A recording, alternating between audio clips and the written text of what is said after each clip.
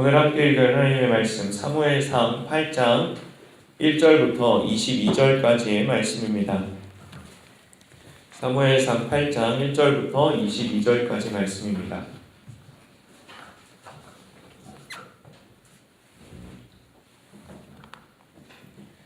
찾으셨는 줄 알고 한 절씩 교독하겠습니다. 사무엘이 늙음에 그의 아들들을 이스라엘 사사로 삼으니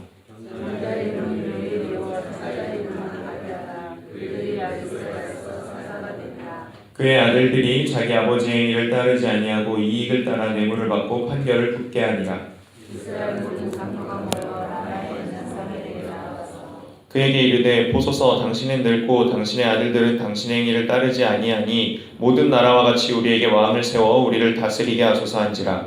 우리에게 왕을 주어 우리를 다스리게 하시되 사무엘이 그것을 묵과하지 아니하여 여호와께 기도하매 여호와께서 사무엘에게 이르시되 백성이 내게 한 말을 다 들으라. 이는 그들이 너를 버림이 아니요 나를 버려 자기들의 왕이 되지 못하게 함이니라. 내가 그들을 애굽에서 인도하여 낸 날부터 오늘까지 그들이 모든 데서 나를 버리고 다른 신들을 섬긴같이 내게도 그리하도다. 그러므로 그들의 말을 듣되 너는 그들에게 엄히 경고하고 그들을 다스릴 왕의 제도를 가르치라.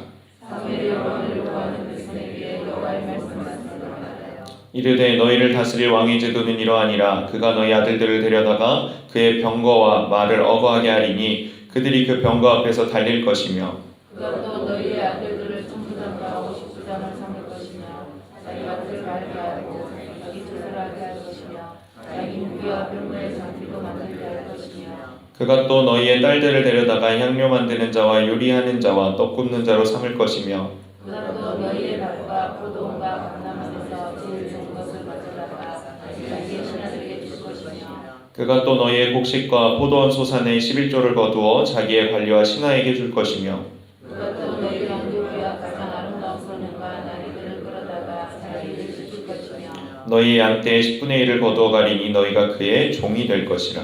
그날에 너희는 너희가 택한 왕으로 말미암아 부르짖되 그날에 여호와께서 너희에게 응답하지 아니하시리라. 백성이 사무엘의 말 듣기를 거절하여 이르되 아니로소이다. 우리도 우리 왕이 있어야 하리니 우리도 다른 나라를 같이 우리의 왕이 우리를 다스리며 우리 앞에 나가서 우리의 싸움을 싸워야 할 것이니라. 사무엘이 백성의 말을 다 듣고 여호와께 아뢰매 여호와께서 사무엘에게 이르시되 그들의 말을 들어 왕을 세우라 하시니 사무엘이 이스라엘 사람들에게 이르되 너희는 각기 성읍으로 돌아가라 하니라. 아멘. 오늘 우리가 함께 읽은 본문에서 우리는 세 가지 정도의 사실을 주목해 볼 필요가 있습니다. 앞선 2장에서 사무엘상 2장에서 자녀 교육에 실패했던 엘리 제사장의 예를 기억하신다면 8장에서 다시 등장하는 사무엘 선지자의 자녀 교육 실패는 다소 의외의 결과입니다. 우리가 인식하고 있는 사무엘의 믿음은 엘리의 믿음보다 훨씬 뛰어난 믿음이지 않습니까? 게다가 사무엘은 엘리의 아들들이 하나님 앞에서 악한 행동을 일삼다가 맞이하게 된 비참한 최후에 대해 누구보다 잘 알고 있었습니다. 그럼에도 불구하고 사무엘의 두 아들 요엘과 아비야 역시 아버지 사무엘의 행위를 따르지 않고 이익을 따라 뇌물을 받고 판결에 공정함이 없었다고 성경은 오늘 기록하고 있습니다. 거의 모든 성경의 인물들에 대해서 인간적인 흠이 기록되어 있습니다. 사무엘 선지자의 흠은 자녀들을 통해 드러나는 것이었습니다. 그 두 아들들의 이름을 살펴보면 요엘이라는 이름의 뜻은 여호와는 하나님이시다라는 뜻입니다. 아비야라는 이름의 뜻은 여호와를 경배하는 자라는 뜻입니다.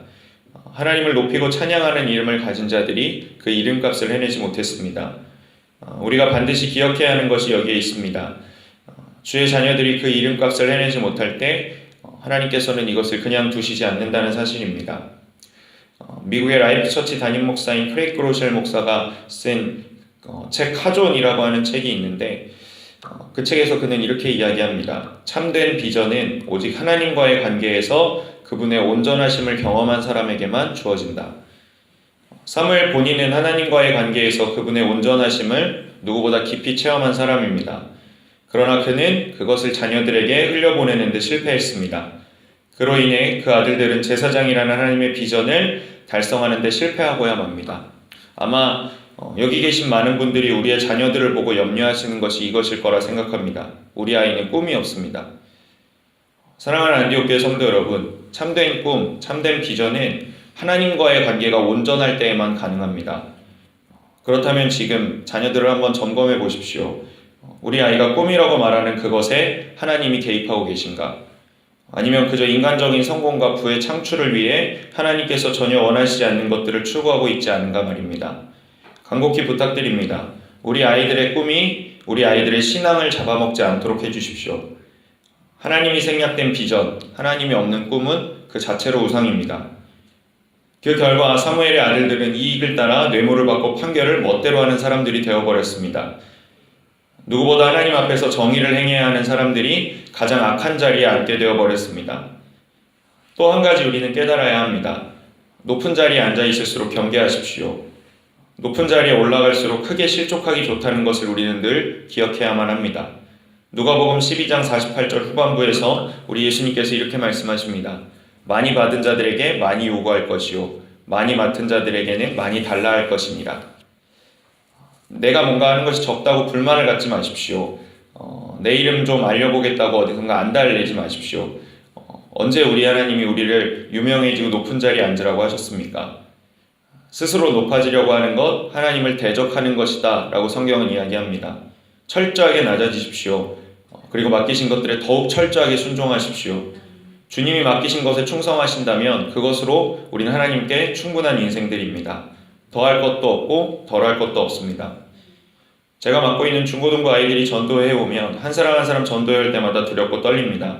전도하라고 당연히 이야기해야 하고 권면해야 하지만 청년들이 새로운 친구를 데리고 오면 부담이 됩니다. 제가 생각하는 제 그릇과 그들이 데려오는 친구들의 그릇이 맞는지 확신이 들지 않기 때문입니다. 그리고 무엇보다 제가 경계합니다. 제 그릇보다 제가 더 넘치게 담으려고 할 때 변질되고 타락되기 제일 쉽다는 것을 말입니다. 사도 바울의 빌립보서 4장 11절에서의 고백이 그래서 더 중요하게 다가옵니다. 내가 궁핍함으로 말하는 것이 아니니라 어떠한 형편에든지 나는 자족하기를 배웠노니. 이제 돈 욕심 그만 내시고 자녀들에게 욕심 그만 내시고 하나님 앞에 빚 받으러 온 사람처럼 손 딱 내밀면서 하나님 나한테 이거 주셔야 됩니다 라고 기도하지 마시고 이렇게 기도하십시오. 하나님 내게 주신 것들에 자족할 수 있게 만족하며 기뻐할 수 있게 해주십시오. 요엘과 아비야처럼 탐욕의 눈이 멀어 하나님의 영광을 더럽히는 자가 되지 않게 하시고 겸손하게 맡겨진 자리에서 충성하게 해주십시오. 우리가 그렇게 기도할 때에 하나님께서 우리에게 주시는 능력이 하나 있습니다. 이어지는 빌립보서 4장 13절 말씀입니다. 내게 능력 주시는 자 안에서 내가 모든 것을 할 수 있느니라. 여러분 내게 능력 주시는 자 안에서 내게 모든 것을 할 수 있다는 이 말씀을 믿으십니까? 여러분 삶에서 이것이 구현되리라 확신하십니까? 그럼 한 가지만 여쭤보겠습니다. 내게 능력 주시는 자 안에서 모든 것을 할 수 있을 때 무엇을 하시겠습니까? 여러분들이 그 뒤에 하겠다고 하는 것이 하나님과 더욱 친밀해지는 것입니까? 아니면 하나님과 더욱 멀어지는 것입니까?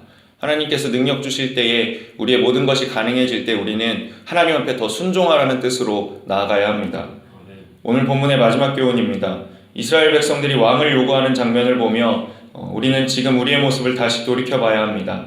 백성들이 왕을 요구하는 이유는 간단합니다. 다른 나라와 같이 되자는 것입니다. 이것이 왜 죄가 될까요? 다른 나라처럼 체계가 잘 잡힌 왕정제도를 선택해서 우리도 강성한 나라가 되자라는 생각이 왜 틀렸냐는 겁니다. 이유는 간단합니다. 하나님은 이스라엘을 세상과 같게 하겠다고 말씀하신 적이 없습니다. 세상과 구별된 자들로 삼으실 생각이었습니다. 레위 20장 26절입니다. 귀 기울여 잘 들어주시기 바랍니다. 너희는 나에게 거룩할지어다. 이는 나 여호와가 거룩하고 내가 또 너희를 나의 소유로 삼으려고 너희를 만민 중에 구별하였음이니라. 하나님이 분명히 이스라엘에게 이미 말씀하셨습니다. 너희는 세상과 다르게 살아야만 한다. 구별된 자들로 나의 소유된 백성이다. 그런데 지금 이스라엘 백성들이 왕을 요구합니다. 이것의 의미는 무엇입니까? 우리는 하나님의 소유된 백성인 것보다 우리가 강성해지는 것이 더 중요하다는 뜻 아닙니까? 하나님이 가장 싫어하시는 행태입니다. 하나님을 마치 우리의 성공과 명예를 위한 도구처럼 사용하는 것. 사랑하는 성도 여러분, 하나님이 우리의 도구입니까? 우리가 하나님의 도구입니까? 하나님의 이름을 빌어 무언가를 누려보려고 하지 마십시오. 하나님은 우리 인간에게 업신여김을 당할 뿐이 아닙니다. 정결하게 바로 서십시오. 아무리 하나님의 영광을 위한 일인 척해도 소용없습니다. 하나님은 그 사람의 중심을 이미 보고 계십니다. 그 중심에 우리가 있는지 하나님이 있는지 이미 다 아신다는 말씀입니다. 내가 지금 가고 있는 이 길에 주인이 누구인지 날마다 점검하시길 간절히 소원합니다. 여러분의 중심을 요동케 하는 것들을 끊어내십시오. 결단하십시오. 오늘 엎드려서 눈물로써 통곡하면서 기도하십시오. 비교하기 시작하면 감사할 수 없습니다. 성공을 추구하면 성장할 수가 없습니다.